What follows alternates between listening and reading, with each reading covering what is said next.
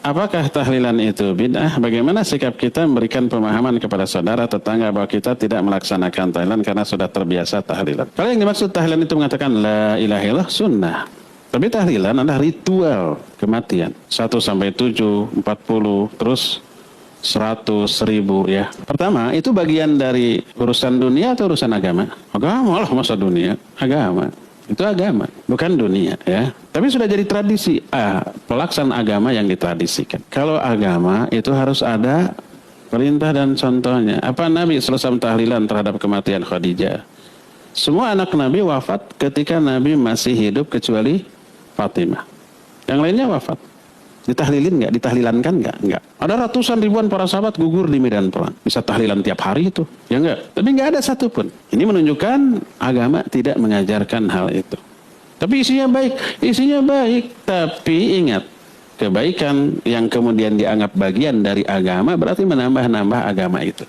Seolah-olah agama Islamnya kurang sempurna. Kita tambah yuk. Pas mati kita tahlilan. Lalu dijadikan bagian dari agama.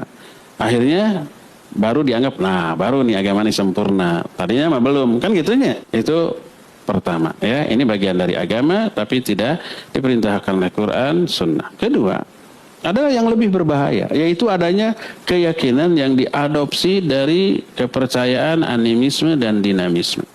Dulu itu orang-orang agama lain, Hindu, Buddha, animisme, dinamisme.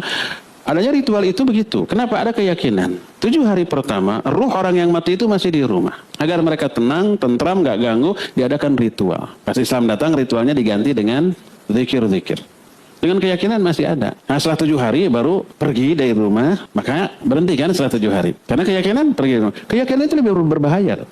Karena meyakini perkara gaib yang tidak diterangkan oleh Quran Sunnah, bahkan bertolak belakang. As-Sunnah menyatakan orang yang mati ruhnya itu dicabut, lalu dibawa ke langit ke-7 kalau dia mukmin, lalu dimasukkan ke jasadnya di mana? Di alam kubur, lalu menjalani kehidupan di alam kubur. Kalau dia mukmin, soleh, dapat nikmat kubur. Kalau dia durhaka, apalagi kafir, dapat azab kubur. Nggak bisa keluar. Nah, orang yang ritual kematian meyakini 7 hari pertama ruhnya itu apa? Di dalam rumah. Setelah 7 hari baru keluar.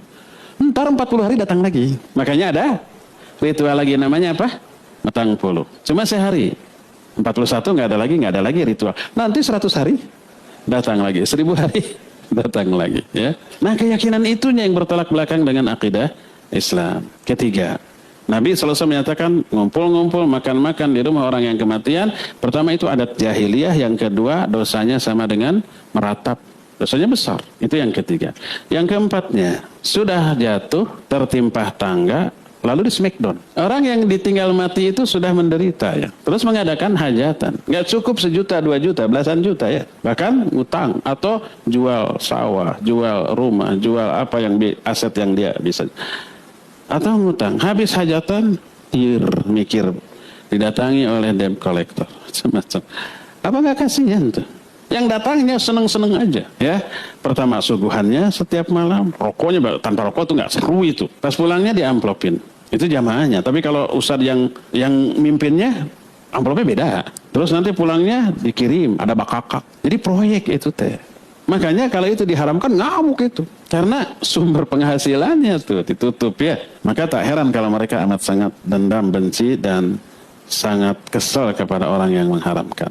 Wallahu a'lam.